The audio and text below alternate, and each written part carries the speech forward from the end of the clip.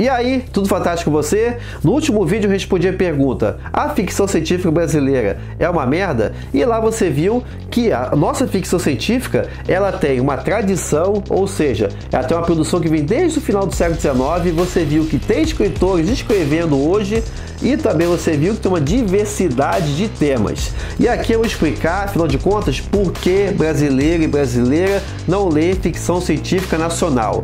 E aí vou dar alguns direcionamentos com base de pesquisas e também conversas com escritores e editores que apontam essa dificuldade. E aí a gente pode centrar em 3 pontos, que são: primeiro, falta de uma base, falta de uma cultura antiga, de uma cultura de leitores de ficção científica. Segundo, a concorrência com outras expressões do fantástico. E terceiro, o problema no mercado, o problema editorial, que acaba gerando um ciclo vicioso. Então, para começar, o primeiro ponto, isso é até levantado por pesquisadores como Braulio Tavares, como Roberto Souza Caruso, é que faltou ao Brasil uma era pulp. Era pulp semelhante ao que aconteceu nas primeiras décadas dos Estados Unidos no início do século XX. Era pulp essa que, por meio de diversas publicações, diversas revistas como a Amazing Stories, a Astound, para citar algumas, acabaram fomentando junto ao jovem público,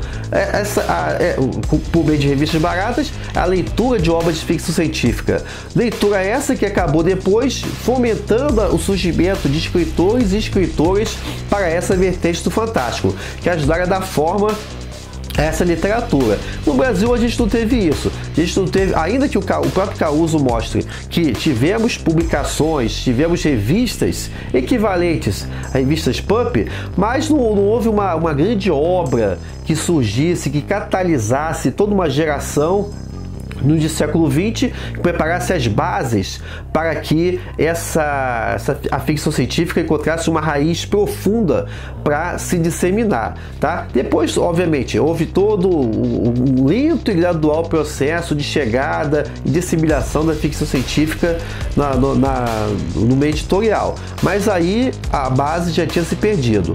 O segundo ponto é a concorrência com outras vertentes, e no caso aí principalmente com a fantasia e com o horror. Porque hoje é fato, a fantasia seguido pelo horror são as expressões do fantástico mais vendidas, publicadas e vendidas no Brasil, principalmente a fantasia. Isso vai se alinhar com algumas questões. Para o editor Arthur Weck, por exemplo, ele acredita que toda uma geração que nos anos 90 jogou RPG, para citar um caso, acabou fomentando a preferência pela fantasia nos dias de hoje, já que o RPG bebe muito das fontes da fantasia para sua estruturação, e toda uma geração que jogou RPG depois, hoje, está escrevendo sobre fantasia. Então isso acabou gerando uma preferência, uma predominância da fantasia, que veio se aliar à chegada no começo do século XXI de franquias, tanto da forma de livros, como também de filmes, como por exemplo Harry Potter e O Senhor dos Anéis, que acabou por criar a base final para que a fantasia tivesse o status que nós temos no dia de hoje.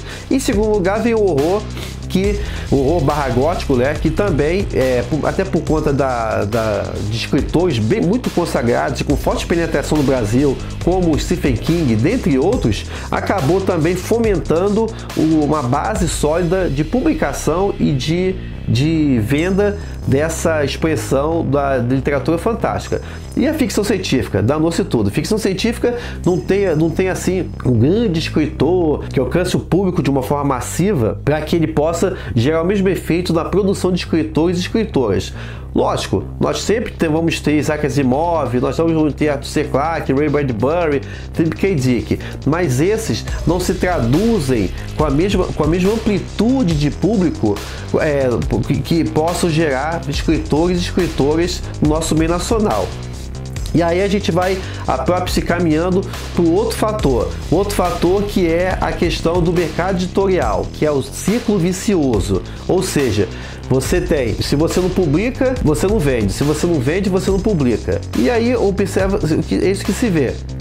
Por exemplo, no Brasil, você tem algumas editoras bem focadas em ficção científica, é o caso da Aleph, da Draco e também da Devir, que tem problemas específicos. No caso da Aleph, que é a que tem mais liderança desse mercado, você tem uma larga publicação de obras de ficção científica estrangeiras. Você não tem essa preferência pelo nacional.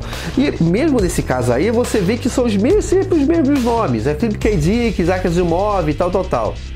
Ou seja, falta a publicação aqui de escritores, de autores, escritores e escritoras com outros olhares sobre a ficção científica, de forma que você possa lançar novas ideias para leitores e, posteriormente, que se fomente escritores e escritoras. No caso agora, por exemplo, o Morro Branco que está trazendo a Octavia Butler. Com atraso de 40 anos no Brasil, finalmente a Butler chega no Brasil. E é uma escritora afro-americana que trata de temas dos negros dos Estados Unidos que muito se alinham com o nosso próprio passado escravocrata. Ou seja, é uma enorme base que pode gerar matéria-prima para quem escreve ficção científica. Então agora que a gente está tendo novos olhares, eu espero que continue assim, para que isso ajude de forma decisiva a ficção científica a criar raízes na nossa base. Outras editoras menores, como a Draco e a Devir, já têm problemas de circulação das obras, né? Principalmente no momento em que as editoras estão em crise. Você se vê restringido aos nichos, a eventos, a circulação das publicações, o que leva muitos autores, como por exemplo Tibor Morix, que tem uma larga publicação aí dos grandes nomes da terceira onda da ficção científica, a partirem para a autopublicação, ou seja, eles publicam por conta própria, em busca de uma maior visibilidade das suas obras, mas que nunca vai ter a mesma circulação de uma grande editora que vem todo um trabalho de marketing por detrás, né?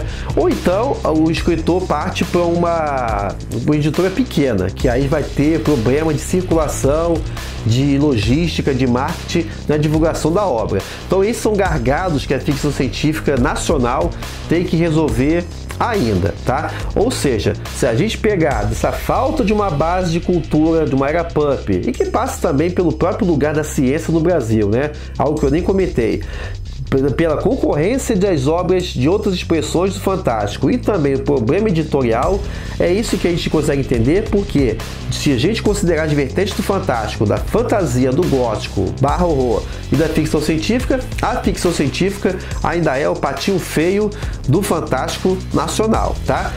Quero ouvir seus comentários. Se você concorda, discorda, se você tem outros olhares, coloca aí nos comentários para a gente poder ver esse debate que no final das contas venha ajudar a ficção científica a encontrar o seu caminho no nosso Brasil, tá? Então muito obrigado pela sua atenção, presença até aí e te vejo no próximo vídeo. Até lá!